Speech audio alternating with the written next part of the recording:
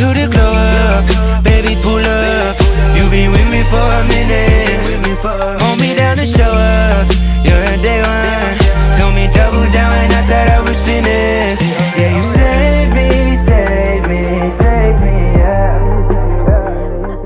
What's going on, man? How are you? I feel zen, I feel relaxed, and I can feel my heartbeat in my eyelids right now, but it's chill. Wow, I think these cucumbers just have healing properties. Let's go way back, man. Like, what's your family like? When are they really musical? Man, I got really lucky with the fam. Mom and dad knew that, you know, I had an affliction for performing and loving music, so they always encouraged that, and I'm very aware of how lucky I am to have that environment growing up. And dad would play like musicals and guitar a lot, and I kind of got into musicals with him as well, and then did all like the talent shows and things like that, which in hindsight was just great for getting experience, you know, being in front of people and performing, because I do it now and I feel like I can tell the stories that I've written, and that's only in the context of being like practicing that by you know, singing other people's. Yeah. Do you have siblings? Do they play instruments? Are they musical? I got one younger sister. She's 2 years younger than me, and she's absolutely nuts. She's got the most beautiful voice. She produces as well, so. Oh, how good. Yeah, we've been best friends our whole lives as well, and love and support each other. And I'm just trying to get a good run in now with my music before she starts releasing, because then it'll be game over for me.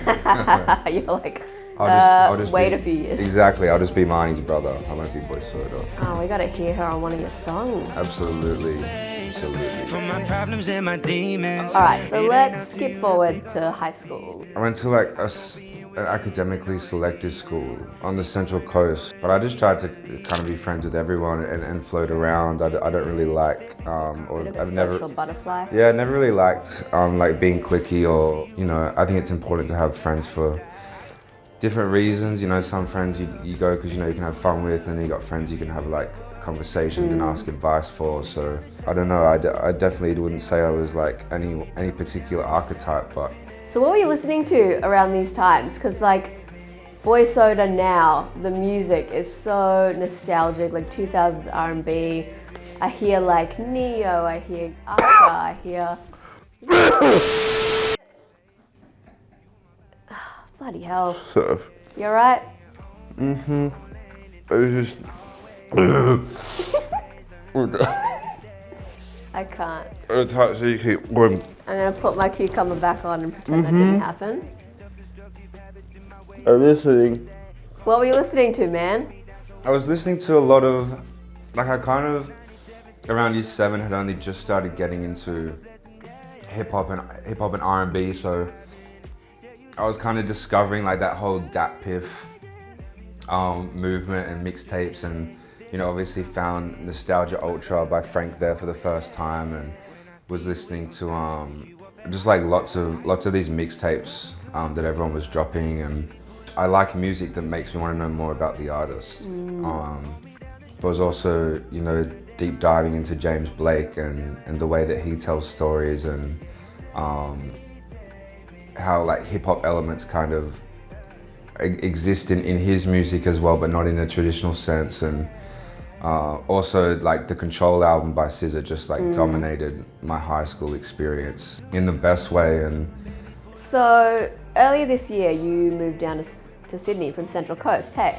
yeah, like 11 months ago in January. Yeah, it was kind of just time for me to go. Like I just felt that deep in my soul, to be honest. I'd have grown up on the coast my whole life pretty much. And I just knew, when I moved to Sydney, everything that I thought I was, everything that that feels nice. I know. I didn't even hear what you said, basically. Everything that I thought I was missing out on, I got to Sydney and I was right. Like all these sessions and like-minded people. And so you've released Welcome to the Glow Up, you've released Love You to Bits. They're both such self-assured, confident, if I may say, sassy tracks. Of course. What other sides are we going to see from you, Boy Soda? Like, are we going to see vulnerability? Are we going to see bit of vitriol? Are we going to see sadness?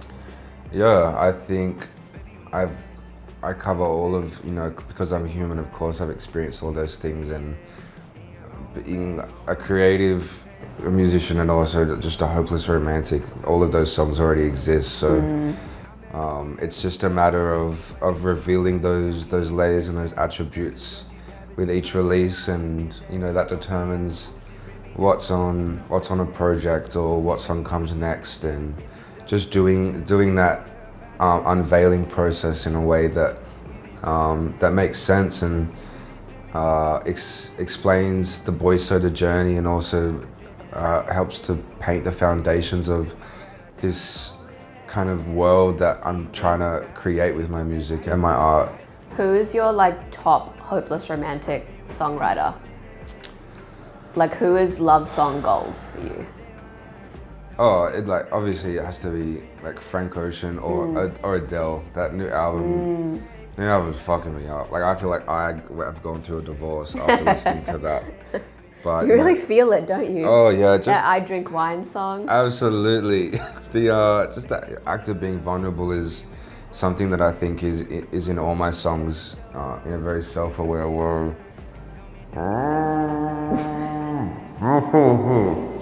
Tell me how Welcome to the Glow Up came about. How did you meet up with Corky Bushek to write about it?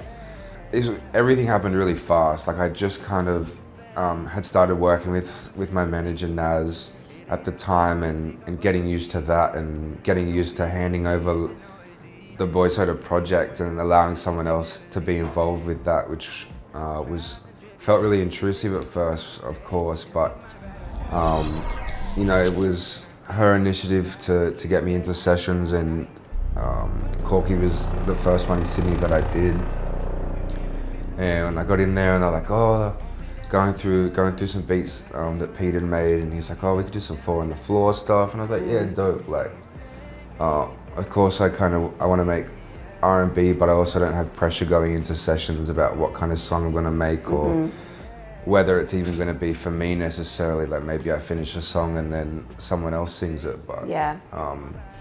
He just pulled up this like 70s Japanese funk sample, and I was like, that one, absolutely, please. Do you have a pie in the sky collaboration, just something that's like, if this happens one day, could be 50 years from now, could be 20 years, but if it happens, I'll die happy?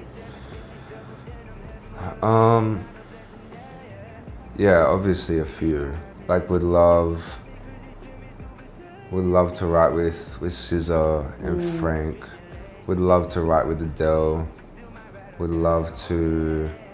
I would just love to jump into different genres as well. Like, I want to write country music, and I want to write rock music, and you know, maybe I end up sucking at it, but no harm in trying, right? Yeah, the process of figuring that out and doing it, and maybe even landing in a place that's, you know, my own version of that is cool. But you know, I'd love for my musical career to be a pillar for all of my other creative releases and opportunities, and you know, maybe my dream collaboration is with an NGO or something, you know, that I love that helps people who maybe it's not even an artist, because I do know that when my cup's full and I feel good about myself, that I want to help other people more, and I have more energy, and I'm better at looking at looking after the people around me. So I can only imagine that when I'm in the position emotionally and monetarily to support people, then that's what I'll do. That's an awesome goal to have. Oh! Ready for a nap? Yeah. You're looking good. Me? Glowy. What do you mean? You look silky as fuck. So smooth. Yeah, I think we're glowing up right now. I think we have glowed up. I can see my reflection in your cheekbones. In my face? 100%. Oh my god. And I'm like, is it the reflection that's sexy? Is it just the Sure, surface? it's just you. Okay, I'm happy to settle on that. That's fine. You want to do same time next week? Same time next week. You bet. Let's do it.